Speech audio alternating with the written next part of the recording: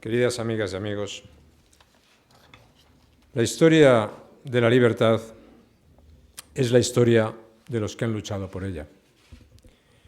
Es una de las historias más fascinantes de la humanidad, porque en ella se expresa lo mejor de lo que somos, lo mejor de lo que podemos llegar a ser. Y porque en ella se muestra hasta qué punto una sola vida puede mover a otras y llegar a ser origen de cambios sociales decisivos. Nuestra deuda con quienes nos han legado su sacrificio por la libertad solo puede pagarse de un modo, tomando su testigo y manteniendo viva su herencia. Nuestra tarea no ha de ser solamente admirar, recordar o aplaudir lo que hicieron. Nuestra tarea es hacer lo que nos toca en una larga historia que reclama nuestra contribución.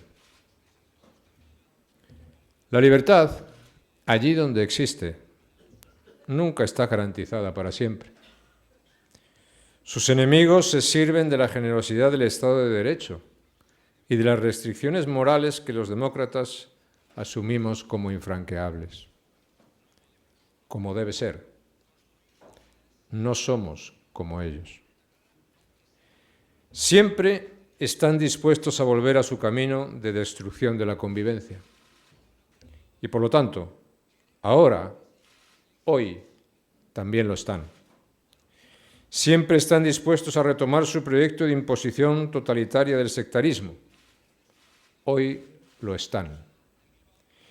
Y siempre están dispuestos a hacer un nuevo gesto de desprecio y de humillación a la memoria de sus víctimas.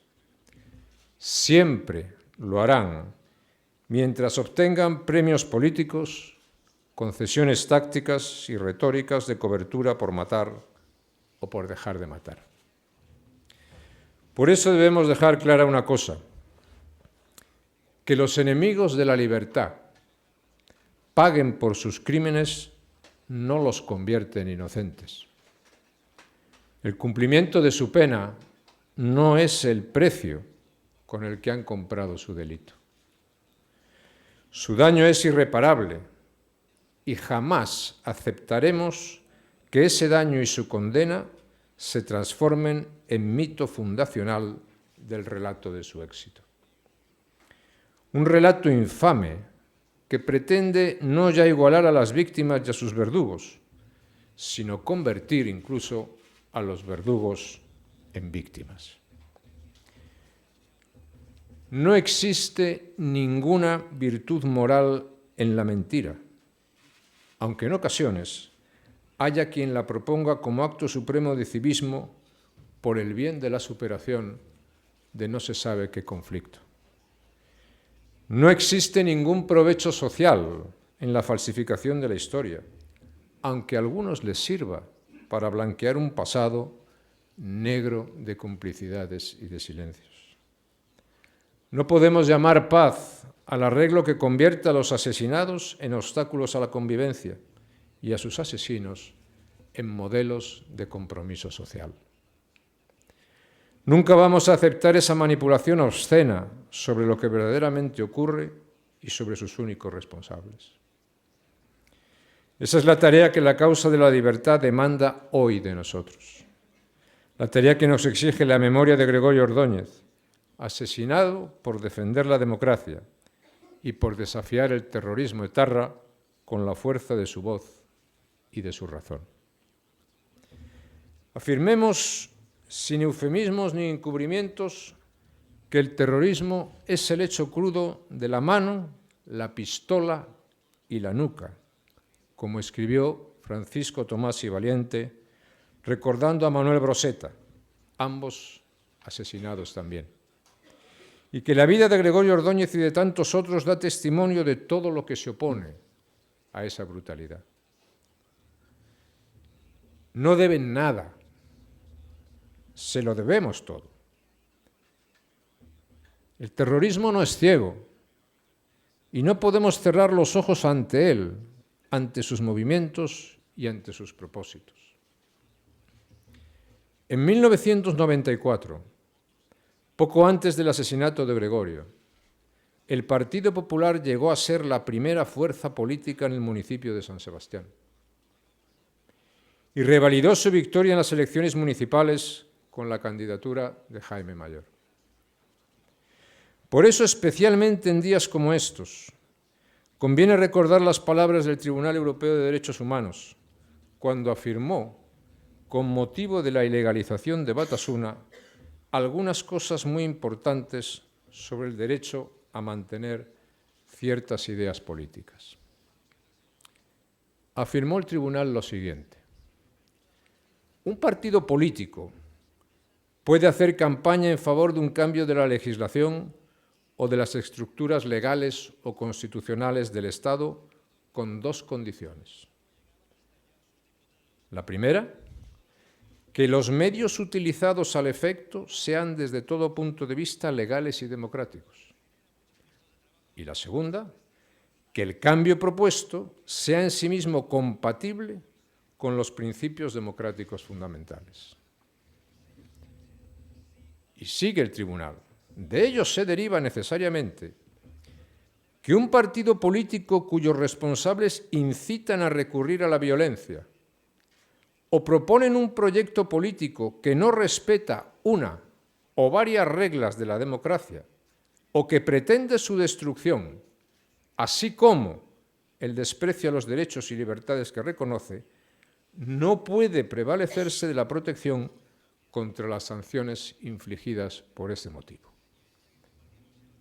Y continúa el tribunal afirmando lo siguiente: el tribunal considera que no se puede exigir al Estado que espere, antes de intervenir, a que un partido político se apropie del poder y comience a poner en marcha un proyecto político incompatible con las normas de la democracia, adoptando medidas concretas tendentes a realizar este proyecto. Un Estado puede imponer a los partidos políticos formaciones destinadas a acceder al poder y dirigir una parte importante del aparato estatal, el deber de respetar y salvaguardar los derechos y libertades, así como la obligación de no proponer un programa político en contradicción con los principios fundamentales de la democracia. Fin de la cita del Tribunal Europeo de Derechos Humanos. La democracia exige, pues, respeto en los medios y en los fines, y tiene no ya el derecho, sino la obligación de defenderse, incluso preventivamente, de quienes declaran su pretensión de faltar a ese respeto. Todo esto es absolutamente razonable. Una sociedad que defiende su libertad debe estar dispuesta siempre a extraer de ese principio todas las consecuencias prácticas que se derivan de él. Insisto, extraer siempre todas las consecuencias prácticas que se derivan de ese principio básico de la democracia. Sin precipitación, con todas las cautelas que el propio tribunal señala, pero sin miedo. Lo único que debe darnos miedo es dejar sin defensa aquello que apreciamos. Hoy en España, en torno al relato con el que se ha querido justificar la convivencia terrorista, confluyen todas las fuerzas que quieren destruir el sistema democrático, y así lo dicen. Confluyen todas las fuerzas que abominan de la Constitución y de la transición que concilió a los españoles. Confluyen todas las fuerzas que buscan o aceptan la destrucción de la integridad de la nación, es decir, la destrucción del sujeto de la soberanía y del espacio común de nuestras libertades. Se puede mirar a otra parte, se puede seguir en juegos tácticos irresponsables. Como tantas otras veces en la historia, alguien se puede creer capaz de cabalgar al tigre, aunque nadie que lo haya intentado viva para contarlo.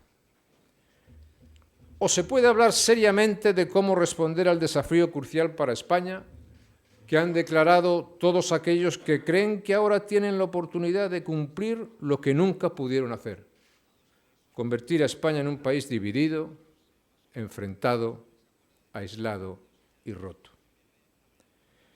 Se unen porque les une la idea de que la violencia política forma parte de la política.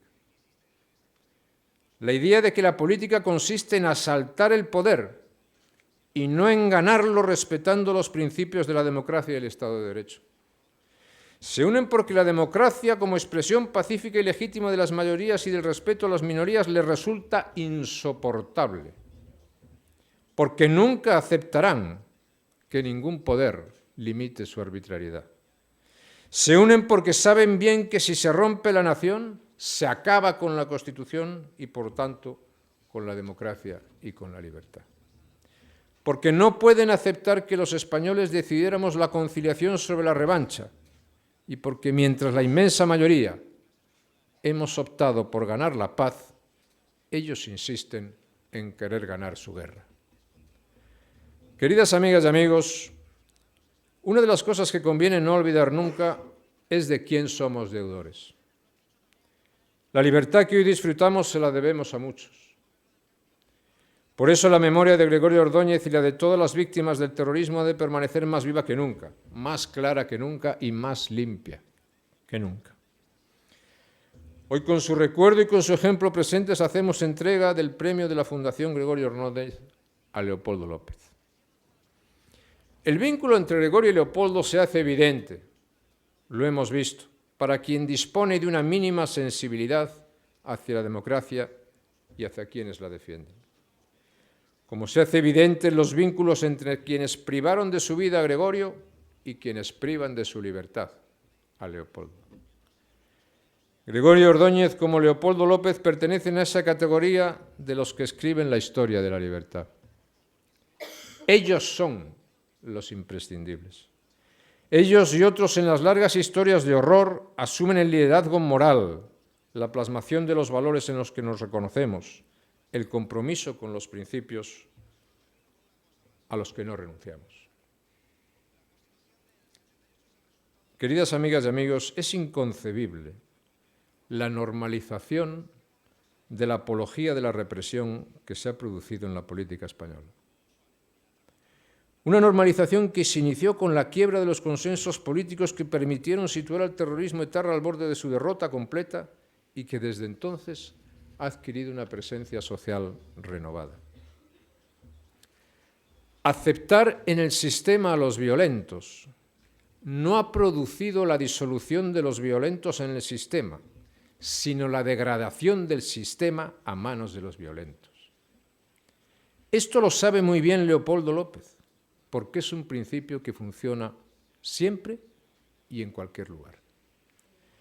Leopoldo es hoy, como ayer lo fue Gregorio, expresión viva del abismo moral que separa a los verdaderos luchadores por la libertad de quienes en su nombre extorsionan, amenazan, secuestran y asesinan.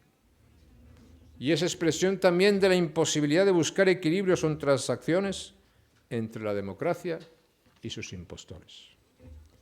Y es una obligación para todos nosotros señalar esta diferencia. Es una obligación para nosotros desenmascarar a los enemigos de la libertad, separar a los que han hecho todo por asegurar la democracia de los que hacen todo cuanto pueden por destruirla. Porque vuelven falsos profetas, terroristas convictos que se quieren hacer pasar por pacificadores. Y aún cometerán la obscenidad de intentar compararse con los que han sufrido y sufren la cárcel por su compromiso con la libertad, como Leopoldo López. Pues bien, quiero decir que si Leopoldo hubiera nacido aquí y hubiera dado aquí la batalla por las mismas convicciones que le mantienen en una cárcel de Caracas, hoy no estaríamos exigiendo su libertad. Hoy estaríamos recordando su muerte a manos de los mismos que mataron a Gregorio Ordóñez. Los mismos que asesinaron a otros militantes del Partido Popular y del Partido Socialista, como antes de la UCD y de Alianza Popular. Los mismos que asesinaron a periodistas por no plegarse a la imposición del silencio. Los mismos que acabaron con la vida de jueces y fiscales porque representaban al Estado de Derecho. Los mismos que atentaban contra las fuerzas de seguridad del Estado porque eran la garantía de la ley y de la libertad de todos.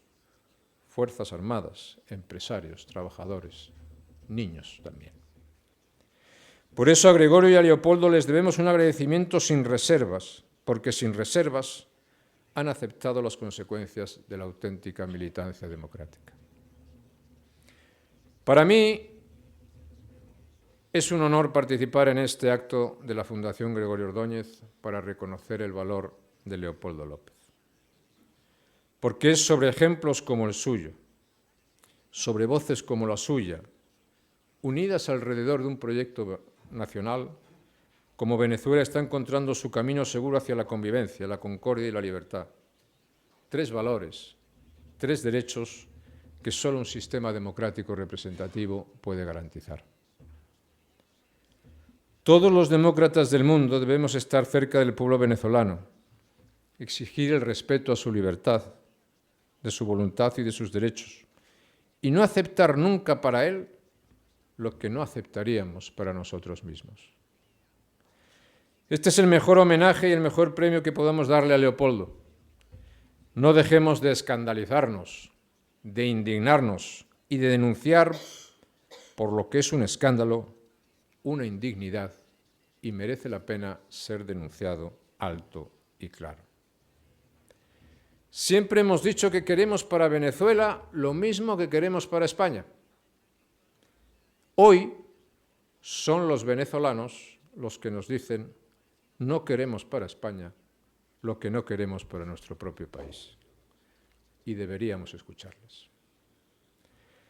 Queridas amigas y amigos, pronto hará 13 años que renuncié voluntariamente por completo a todas mis responsabilidades políticas. Tantos como permanecí en ellas. Puedo hablar con perspectiva, aunque perspectiva no significa indiferencia. Siempre he expuesto ante la opinión pública española lo que he creído necesario decir por el bien del país y por el bien del proyecto político que contribuí a fundar y que impulsé durante muchos años. Un proyecto al servicio de España y de la libertad y de nada más. He hecho lo que sinceramente he creído que me correspondía hacer. He alertado y he alentado. He pagado el precio de hacerlo, aunque mis posiciones públicas resistan razonablemente el contraste con los hechos. Gregorio fue asesinado cuando lideraba aquí en San Sebastián un proyecto político que yo encabezaba y que nunca habría llegado a ninguna parte sin personas como él. Un proyecto para España que se forjó especialmente en el País Vasco. Nos habría gustado que no hubiera sido así, pero desgraciadamente lo fue. Porque aquí se situó la primera línea de defensa de la democracia, que durante un tiempo fue respaldada en cada plaza y en cada calle de cualquier lugar de España. Y hoy, como homenaje a él, quisiera recordar muy brevemente en qué consistió ese proyecto. Una cierta sensación de fatalidad recorre la vida política española. Con esa frase que hoy puedo traer aquí, comencé una reflexión de fondo el 29 de febrero de 1988, con motivo de una conocida conferencia pública. Me refería entonces a una situación distinta que acusaba la falta de una alternativa política a un socialismo todavía hegemónico. Mi partido y mi país atravesaban entonces lo que a mí me parecía una mala situación, que llevaba camino de empeorar, y me pareció ineludible realizar una propuesta que pudiera romper esa tendencia para pasar a liderar una estrategia de victoria. Algunos, afectados por ese mal endémico de la política española que es el adanismo, recibirán con desdén esta nota de recuerdo. Pero otros, yo el primero, quizás la encuentren suficientemente valiosa como para tenerla en cuenta.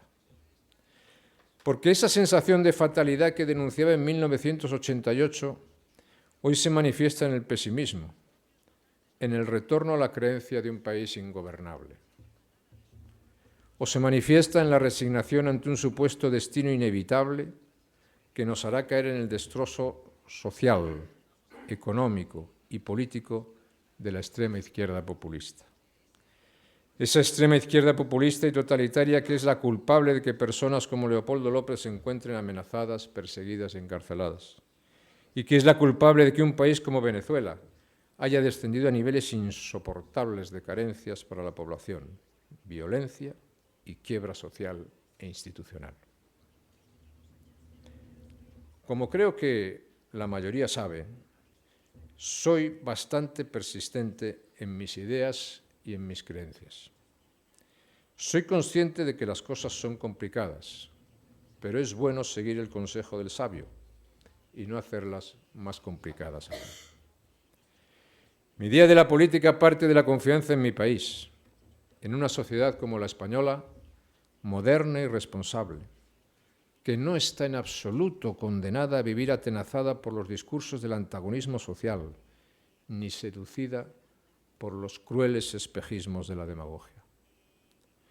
Esa sociedad, ese país merece un proyecto político útil, definido como una gran síntesis liberal conservadora que tantos beneficios han rendido a las sociedades europeas.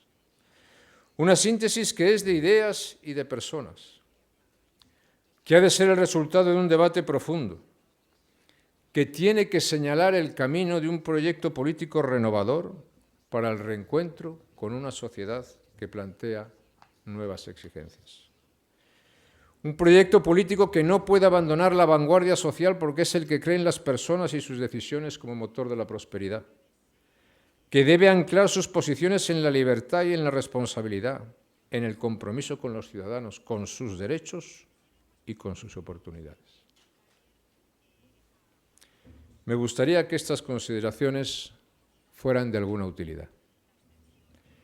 Me he dedicado siempre al proyecto político que mereció el sacrificio supremo de tantas personas ejemplares. Me dediqué a este proyecto desde su inicio y desde entonces todas mis decisiones siempre han ido encaminadas a asegurar su continuidad. Otros, como Gregorio, lo sacrificaron por lealtad, lo sacrificaron todo por lealtad a sus convicciones y por el ideal de una España en democracia y libertad, la España cercana de Gregorio que era esta tierra. Ante el recuerdo de Gregorio, quiero decir que personas como Leopoldo López son las que permiten a Venezuela mirar más allá de este tiempo con la esperanza fundada de alcanzar el futuro que los venezolanos merecen. Este premio, que evoca la figura de Gregorio Ordóñez, quiere reconocer el valor del compromiso, la fuerza del sacrificio y el ejemplo de los que han tenido el coraje de afrontarlo. Muchas gracias a todos por vuestra presencia aquí esta tarde.